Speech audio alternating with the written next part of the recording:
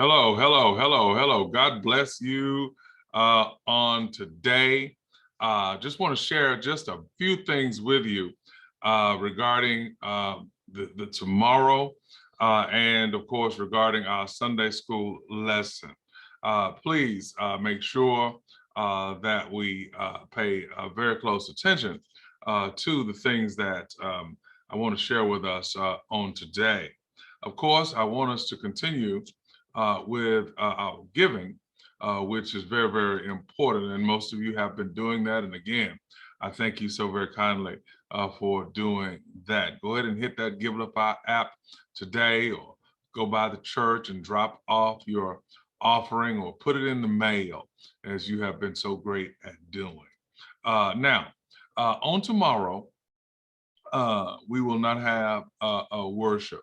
Will not have worship virtually or in person on tomorrow, as today's lesson talks about the Sabbath and talks about the need for rest. That is what I'm going to do on tomorrow. I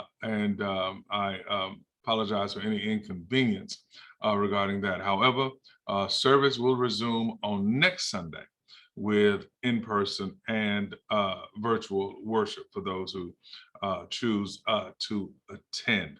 I'm going to encourage everyone, if you would, to look at the Sunday school lesson tomorrow, to join into a very special Sunday school lesson that is going to be very, very beneficial and very helpful to us all. Make sure that you take the vaccine and, of course, the booster as well. We certainly, I know that we are wrestling with and we are dealing with this outbreak and this surge of the Omicron variant of the coronavirus. So I'm asking that everyone to please let us be safe, but also let us be sensible. Except for perhaps those who have negative reactions physically. But let's not be political and let's not be conspiratorial. Let's make sure that we do take the vaccine and the booster if necessary. Now, on tomorrow morning, our Sunday school lesson will be taught by our Associate Bishop, Bishop Dr. Othel Hawthorne Lakey. Bishop Lakey will be doing the teaching on tomorrow. A brilliant man, an outstanding teacher, and an excellent teacher of the Bible, Old and New Testament. A man of wisdom, a man of the highest level of intellect is going to be our teacher on tomorrow. So please do me a favor and tune in to the Sunday school lesson on tomorrow. And we're going to use that as our worship experience. And then we're going to take and have our Sabbath, if you would. So please do that on tomorrow. I just want to share a few things with you regarding the Sunday school lesson, if you would.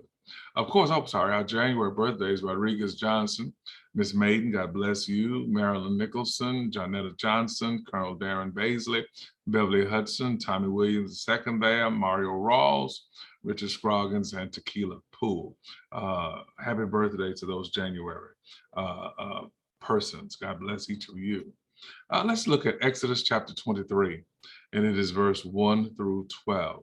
The lesson deals with the issue of the laws of justice and the laws of mercy. Let's go ahead and look at the backdrop and the outline of Exodus 23.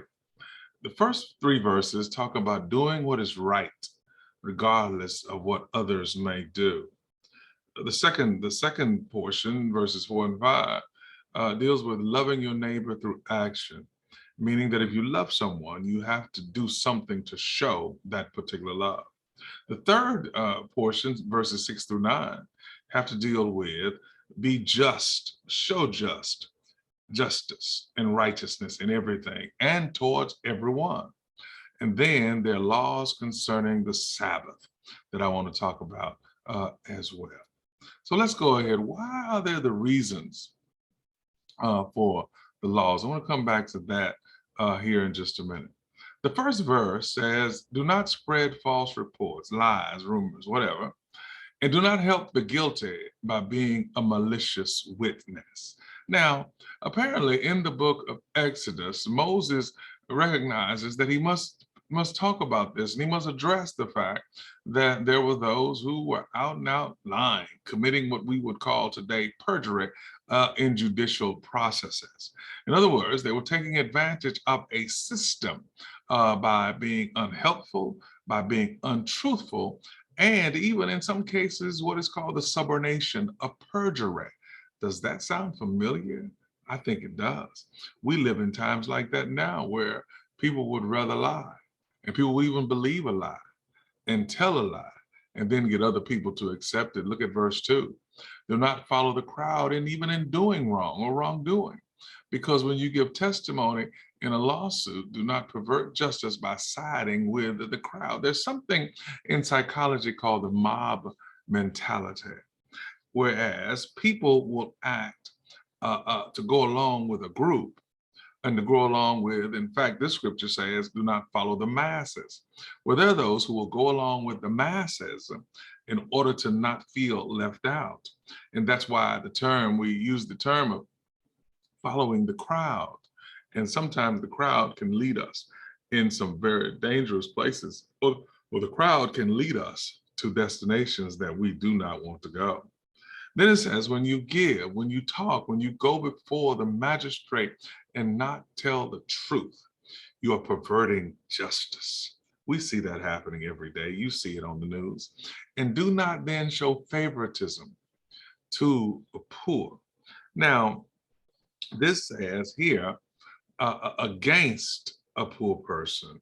I'm sorry, it says do not show favoritism to or against the poor person in the lawsuit, because who then always ends up being mistreated, or who tends to end up being left with the quote unquote short end of the stick. Verse 4 says, if you come across your enemy's ox or their donkey wandering off, be sure to return it. Now, we don't have oxen, we don't have donkeys, but when we see something or find something or retrieve something that belongs to someone else, it's a very simple law of justice that you would return it to whoever it is. If you see the donkey of someone, watch this, who hates you falling down under its load, do not leave it there. Be sure to help them with it. Watch this. How many of us, in times of seeing other people fall into bad places, or we see people who find themselves in a peculiar predicament where they cannot help? Look at what it says. But though for someone who hates you, you see their property, you see their lives having falling down, it's still up to us to help. I think the scripture says, do unto others as you would have them do unto you. Oh my God. Sometimes we see someone who hates us, going through a bad period or having a catastrophe or a calamity. Yeah, we say, oh, I'm just going to sit here and I'm going to look at you suffer. I'm going to sit here and watch you go through what you're going through. But this scripture says, be sure to help them. Oh my God, I know this text talks about physically, but God is even asking that we emotionally be there for even those who hate us.